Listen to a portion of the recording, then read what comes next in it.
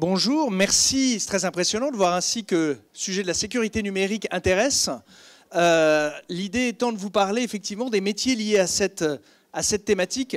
Je vois que vous êtes des utilisateurs des technologies. Vous êtes évidemment, si vous êtes ici, concernés, préoccupés par cet univers, la manière dont on peut le consommer, on peut l'utiliser.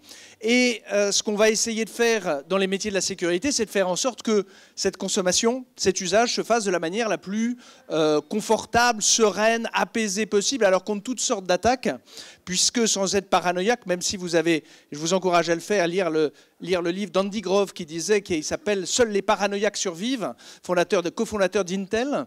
Là, on est dans un monde où effectivement il y a une menace. Alors il y a une menace qui est son voisin, quelqu'un qui peut être un proche, quelqu'un de la famille, un ami, enfin, en tout cas ex-ami, futur ex-ami, et également on est dans une globalisation où il y a une activité criminelle liée aux technologies de l'information, et en plus ce que les États peuvent mettre à contribution en termes de technologie pour, comme vous l'avez vu dans l'actualité, mener des affrontements contre d'autres organisations administratives, des États, des entreprises.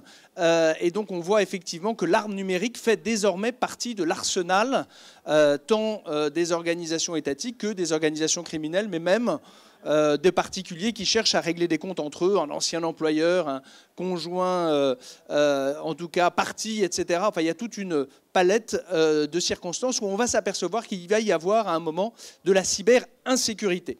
Un mot pour me présenter, puisqu'on nous a dit que c'était le cahier des, pas dans le cahier des charges, mais pour vous dire la manière dont on est amené à traiter ce sujet de la sécurité. Donc un mot en ce qui me concerne.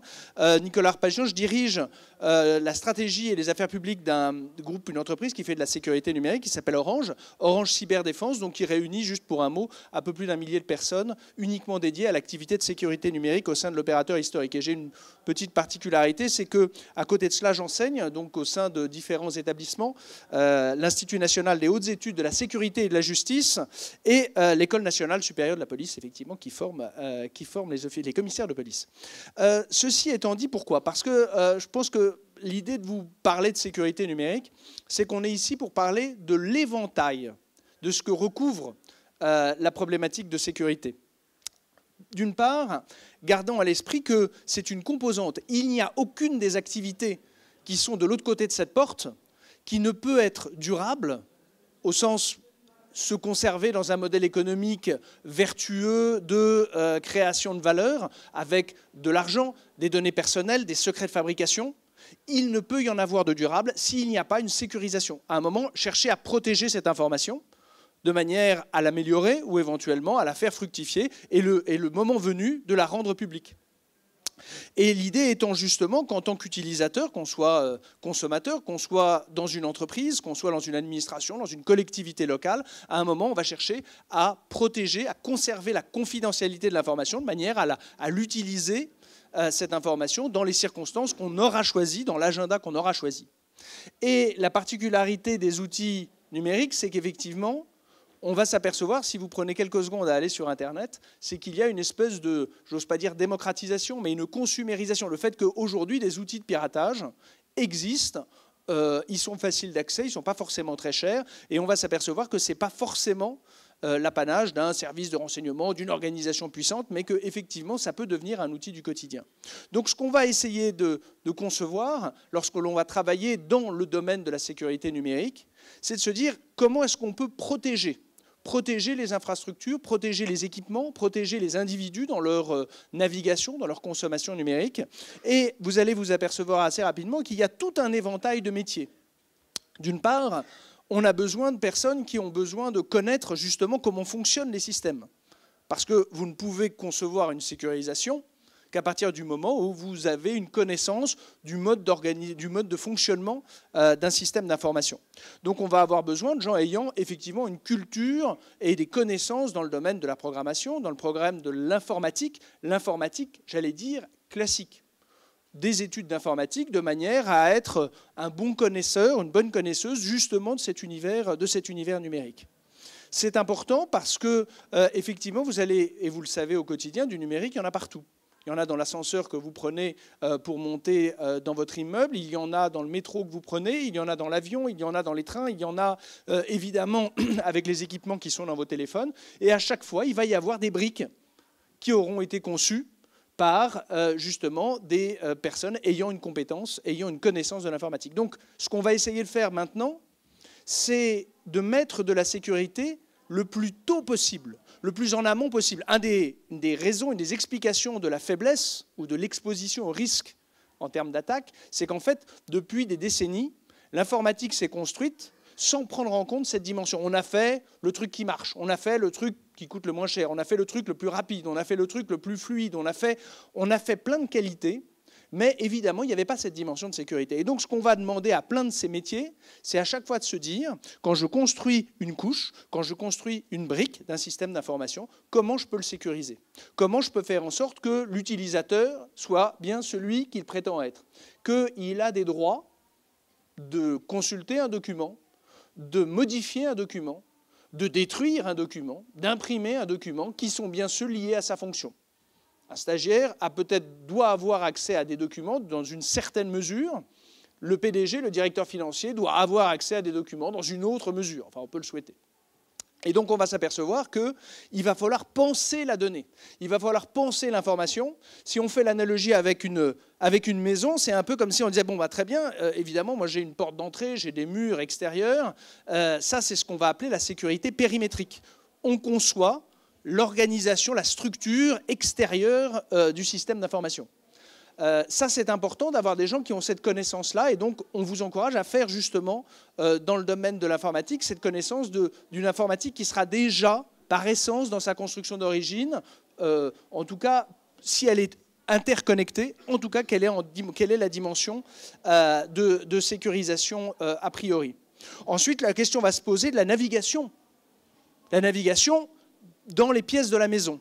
C'est les différents services, par exemple, dans une entreprise. Et il va falloir, cette fois-ci, réfléchir à pas un morcellement, mais à une répartition avec des murs, des portes d'entrée dans les différentes pièces. Qui peut avoir accès à la cuisine? Qui peut avoir accès aux données financières? Qu'est-ce qui peut avoir accès aux fichiers du personnel? Qui peut avoir accès au système de commercialisation, etc., etc. Dans ce domaine, on va avoir besoin de professionnels, de personnes formées à l'organisation. Et, dans un certain sens, un peu de stratégie, de se dire, mais après tout, celui qui va avoir en charge la production, il est important aussi qu'il ait un lien avec les finances. Combien je dépense pour produire, ça va contribuer à établir ma grille de coûts. Il est donc possible qu'il faille justement des passerelles, des échanges d'informations. Et donc, on va commencer à bâtir une stratégie de gestion de ces données.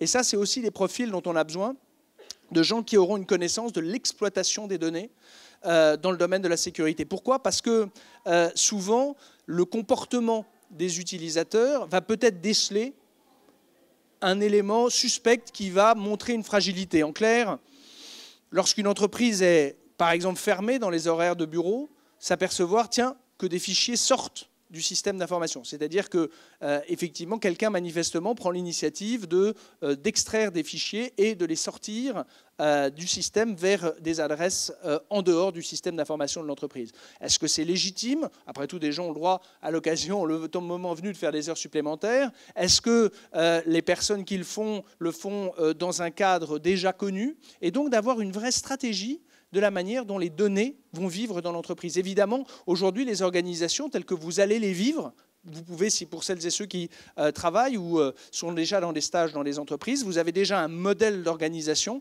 qui est bien différent de celui des organisations passées, c'est-à-dire encore plus en silo qu'elles ne le sont aujourd'hui. Et plus ça ira, plus vous aurez des acteurs interconnectés. Donc l'échange d'informations n'est pas suspect a priori. La seule chose, c'est est-ce que les informations qui circulent, elles sont légitimes? Est-ce qu'il est nécessaire de les faire circuler? Et est-ce que celui qui l'émet est bien autorisé à le faire? Et donc, il va falloir également avoir cette approche-là. Troisième communauté, c'est aussi, on a souvent parlé, alors on utilise le terme de hacker, alors je tiens absolument à la précision sémantique, vous allez me dire qu'on joue sur les mots, le terme de hacker n'est pas a priori péjoratif, au contraire.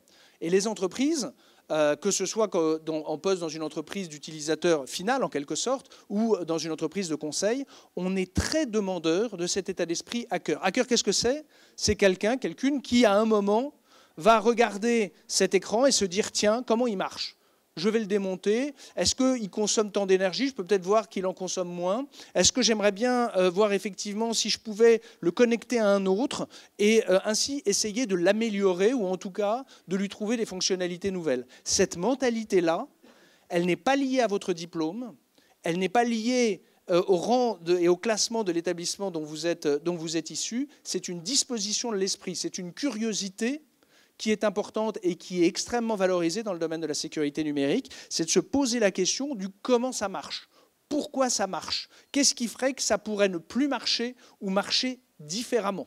Il faut, pour résumer, parce qu'on est contraint par le temps, parler un peu de la mentalité, je dis bien que de la mentalité, du cambrioleur. Se dire après tout, comment est-ce que je ferais moi pour rentrer dans cette maison? Alors en laissant le moins de traces, en ne me faisant pas prendre. Et c'est cette culture, cette agilité intellectuelle qui est extrêmement positive parce qu'au contraire, elle permet justement de retrouver des réflexes ou de se dire quelles seraient les bonnes méthodes pour sécuriser.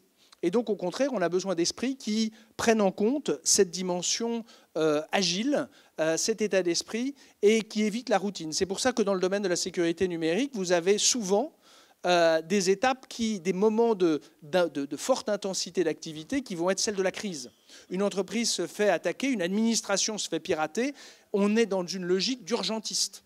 Il faut mettre un terme à l'attaque, la comprendre, circonvenir justement la navigation de l'attaquant, essayer de comprendre le périmètre, parce que la difficulté étant que si vous vous en rendez compte, c'est possible que déjà l'attaque soit suffisamment massive pour être visible. Et donc, il y a un travail d'enquête, d'investigation, d'une part pour pallier aux assauts numériques, mais également ensuite pour essayer de les stopper, de les contenir, et enfin de revenir à une situation normale. C'est un métier où, effectivement, en fonction des circonstances, vous pouvez être amené à gérer des situations de crise extrêmement importantes, d'autant que les entreprises ont beaucoup à perdre à cette exposition numérique. Et il est assez singulier, assez intéressant d'être partie prenante de ce rythme de traitement de la menace, qui devient en l'espèce réalité. Enfin, il y a une phase, évidemment, d'accompagnement, j'allais dire, au fil de l'eau. Pour une fois que vous avez une infrastructure, c'est un peu comme si vous visitiez un bâtiment et qu'il faut vous dire... Bon, moi, s'il fallait l'attaquer, comment est-ce que je ferais? Et donc, comment est-ce que je peux suggérer, conseiller des opérations de sécurisation? C'est vraiment cette mentalité qu'il faut avoir, donc de la connaissance technique, une agilité d'esprit, et ensuite un sens de l'adaptation à l'environnement. C'est très important parce qu'il faut garder à l'esprit que quelqu'un qui travaille dans la sécurité doit être réaliste. Si ensemble, on décide de mettre 15 verrous à cette porte, à la porte de cet amphithéâtre, de manière à le sécuriser, a priori, on trouvera les verrous les plus robustes et d'un point de vue intellectuel, cette pièce sera sécurisée. Simplement, on est un peu plus de 200 dans cette pièce et à un moment, il y en a un qui voudra fumer, l'aller aux toilettes, le troisième draguer son voisin, sa voisine. Bref, l'écosystème va vivre. Et donc, on va décider entre nous d'utiliser le plot métallique qui est à l'entrée pour bloquer, laisser la porte ouverte et faire en sorte qu'on puisse naviguer facilement. Il est évident que si vous mettez des règles de sécurité trop pesantes, qui ne sont pas suffisamment réfléchies par rapport à la vraie vie, par rapport aux vrais usages, on sera effectivement en décalage. Donc il y a également une part, j'oserais dire, presque de sociologie, de comprendre ce qu'est la vraie vie des vrais gens. Parce qu'on peut concevoir des logiques de sécurité, mais si au bout d'un moment, on décide qu'effectivement, on va mettre à afficher sur le mur le post-it qui comporte tous les mots de passe qui ont été imposés par le monsieur ou madame sécurité, tout cela est un peu vain. Et donc, effectivement, il va falloir avoir cette intelligence de l'utilisateur, que connaissent bien d'ailleurs aussi les gens du marketing, collée à la réalité du marché. Et donc, on va s'apercevoir que de la compétence informatique de base, jusqu'à cet état d'esprit justement particulier qui est celui du hacker, en passant par cette préoccupation presque marketing de coller aux besoins et à la réalité, qui risque sinon d'être contournée avec une grande facilité. Vous voyez bien, effectivement, quand dans une entreprise, on dit on ne peut pas télécharger des fichiers de telle dimension parce que, justement, ils sont trop volumineux. Que fait le salarié, le stagiaire moyen? Hop, il passe par sa messagerie personnelle, il passe par des systèmes d'envoi de fichiers massifs, c'est-à-dire qu'il contrevient de manière frontale avec ce qui est la doctrine, ce qui a inspiré la politique de sécurité, mais lui gère l'efficacité. Son fichier volumineux, il l'a transféré, il est content. Évidemment, tout ce qui a été conçu pour sécuriser est absolument balayé, contourné. Vous connaissez le principe de la ligne Maginot, un magnifique bâtiment de l'infrastructure militaire, absolument irréprochable dans sa construction. Son problème, c'est son positionnement et le fait qu'au bout d'un moment, en marchant, vous arrivez à contourner la ligne Maginot. Et bien là, on est dans la sécurité numérique. Si on la laisse aux seuls techniciens, un peu dans cette circonstance, et donc il est important d'avoir cette autre compétence. Enfin, il faut également des juristes. Il faut des juristes pour des gens qui vont essayer justement de mettre des règles, mettre des responsabilités, mettre des processus. C'est important d'avoir ce cadre-là. Et on va s'apercevoir que, quel que soit votre niveau d'expertise, vous pourrez trouver justement une brique à apporter en tant qu'utilisateur ou par la créativité dont vous serez capable. C'est un métier, ce sont des carrières extrêmement évolutives où effectivement les menaces étant nourries par l'imagination humaine des pirates, des attaquants, vous vous doutez bien qu'on est dans un monde de créativité permanente où il y a une espèce de rivalité.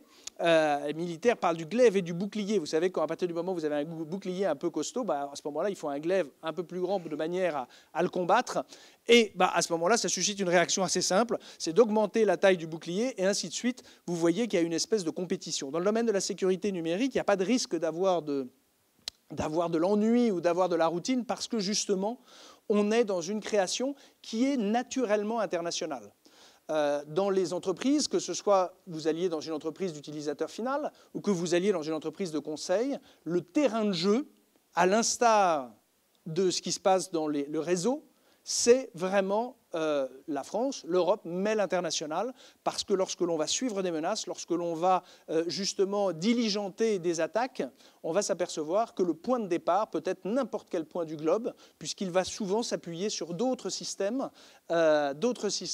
qui sont hébergés chez des personnes qui auront été infectées, à leur insu souvent, des entreprises, des particuliers, des administrations, et dont les ordinateurs, la puissance de calcul sera mise à contribution pour mener des attaques. Donc on est dans un environnement qui peut être, pour celles et ceux qui le souhaitent, par essence, naturellement international. Alors après, en variété de cursus, c'est vrai que, juste un mot en termes de métier, j'évoquais les problématiques d'identité, les problématiques justement de sécurité et de repérage de ce qui constitue un événement de sécurité. Ça, c'est quelque chose qui est très important parce que vous voyez bien qu'on va parler d'événements. Un système d'information, vous vous connectez, vous vous déconnectez, vous naviguez, vous téléchargez. Ce sont autant d'événements du système d'information. Simplement, quand vous êtes en charge de la sécurité, vous ne pouvez pas signaler chacun de ces comportements parce qu'à ce moment-là, on serait paralysé par la masse des actions à traiter. Et donc, il va falloir mettre de l'intelligence, donc aussi un traitement de big data, de manière à pouvoir avoir une lecture la plus fine possible. Et enfin, on a besoin de conseils, de gens capables de connaître ou de s'intéresser au métier des entreprises de manière à s'adapter, puisqu'il ne s'agit certainement pas de plaquer un système, ça n'aurait pas de sens de manière systématique. Voilà, de manière à respecter l'agenda, je vais interrompre là cette présentation. Si vous avez des questions, des remarques, des interrogations, elles sont les bienvenues. Questions, remarques? Alors, en tout cas, oui, pardon. Oui, bonjour. Je voulais savoir à partir de quel niveau d'études on peut rentrer dans les métiers de la sécurité.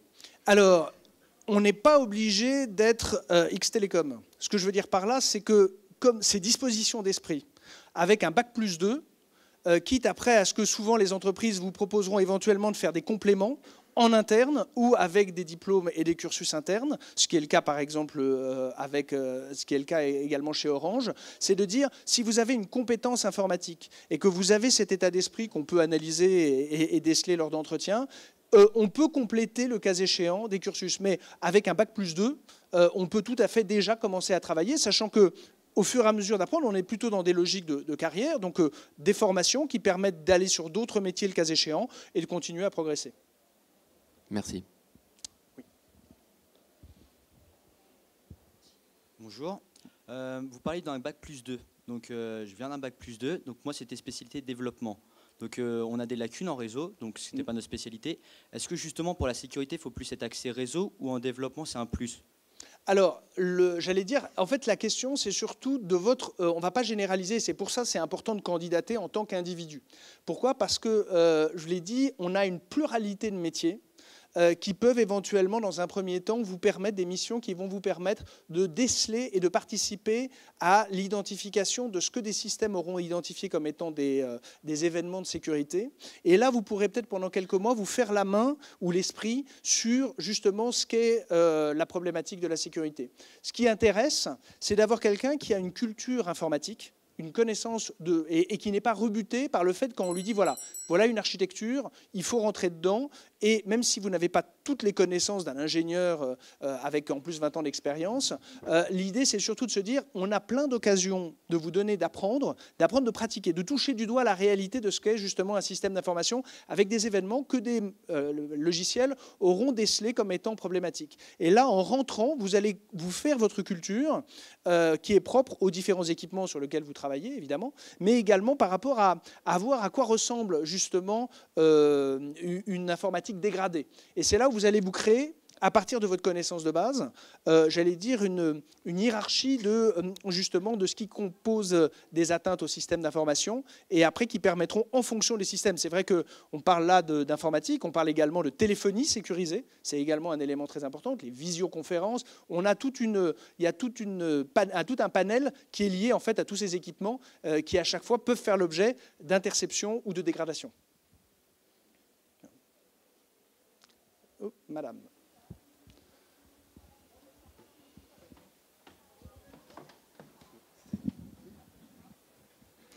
Et on m'apprend que c'est la dernière question. Bonjour. J'ai une question complètement différente. J'ai déjà travaillé dans une chaîne de vos concurrents, et notamment aussi pour une banque digitale et une banque matérielle au service fraude. Je voudrais savoir si chez Orange, au niveau du service fraude, au niveau du service technique, est-ce qu'il y a une formation sur le dark web, et si oui, en combien de temps ça prend pour faire des investigations, pour retracer un hacker qui, par exemple, va faire des usurpations d'identité? Alors, on a question précise. On a effectivement une équipe. Alors, juste pour rappeler ce que c'est, que je reprends votre question sur le dark web. Le dark web, c'est que globalement, les moteurs de recherche, Bing, Google, etc., indexent à peu près 10-15% de l'ensemble de la masse Internet. Et donc, vous avez le reste, ce qu'on va s'appeler le deep web. C'est-à-dire, ce n'est pas forcément des contenus illicites. Simplement, c'est une part qui est non indexée par la majorité des grands moteurs de recherche conventionnels. Et au sein de ce deep web, il y a des gens qui, effectivement, à partir du moment où vous leur donnez un terrain d'épanouissement qui n'est pas totalement surveillé, effectivement, font ce qu'on appelle le darknet, c'est-à-dire d'activités, de commercialisation, produits, services manifestement illicites. Alors, pour être très clair, on a des équipes au sein de ce qu'on appelle de notre CERT, le centre de réponse à incidents, qui ont vocation à passer des heures, à passer leur journée sur le dark web de manière à effectivement comprendre les forces en présence, voir les tendances, repérer pour des clients s'ils font partie de sujets de discussion sur certains forums, notamment pour dire tiens, j'ai trouvé des données de chez machin, tiens, ça intéresserait quelqu'un si je trouvais des données de chez un tel, ou au contraire, qui est-ce qui viendrait ou qui est-ce qui aurait des outils pour rentrer chez tel autre. Donc on a effectivement, c'est une nécessité de suivre cet environnement et de manière à effectivement suivre, notamment au moment où des fichiers ont été volés, c'est également un endroit où on va les retrouver en termes de commercialisation.